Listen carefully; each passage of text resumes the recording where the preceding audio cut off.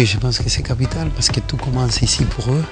Et donc essayer de pouvoir avec toute humilité, pouvoir les transférer un certain vécu qui a marché dans un certain domaine bien précis, mais que je pense que c'est utilisable aussi et applicable à des autres métiers et à des autres enfants.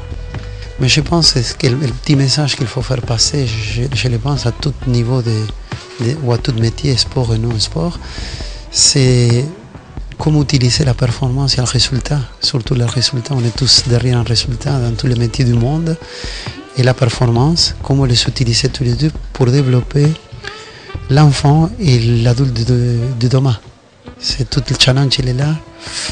Les expliquer comment j'ai fait d'une façon très rapide parce que le processus est très long, mais dans une petite vingtaine de minutes, une demi-heure, essayer d'expliquer.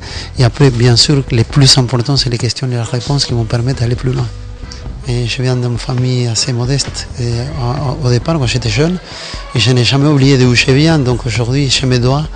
C'est une obligation morale pour moi, et pour me sentir bien aussi, c'est un peu égoïste, mais c'est pour être un peu avec moi-même, de donner mon savoir-faire à tous ces jeunes qui aujourd'hui sont, comme mon fils plus âgé, est au début de sa vie active, et que je pense que la meilleure des choses qu'on peut faire, c'est tout simplement essayer d'une façon ou d'une autre de les orienter, tant bien que mal. Je crois que c'est un salon fort intéressant puisqu'il allie à la fois des entreprises, il allie des professeurs de l'enseignement et il allie également les jeunes qui viennent voir. Donc les jeunes, ils entrent en contact avec les entreprises pour voir en quoi consiste le boulot et puis après on leur indique pour tel boulot, il faut entreprendre telle étude. Et donc c'est fort important, par exemple, un élève qui veut être boulanger, il faut quand même qu'il sache qu'à 4 h du matin ou à 3 h du matin, tous les jours, il doit être debout. Donc c'était fort important l'intervention de Carlos, puisqu'il est venu un peu expliquer toutes les difficultés qu'il a quand il entraîne des jeunes.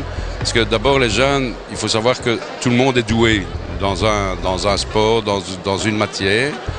Mais à côté de ça, tout le monde a un handicap par rapport à son voisin.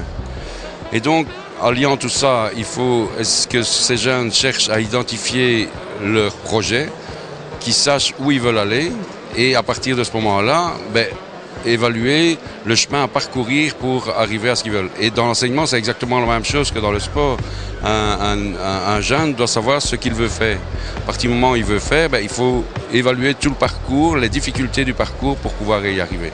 Et donc Carlos nous a fait un peu la comparaison entre un sportif de haut niveau ou un sportif tout court et les étudiants et les études qu'ils doivent parcourir.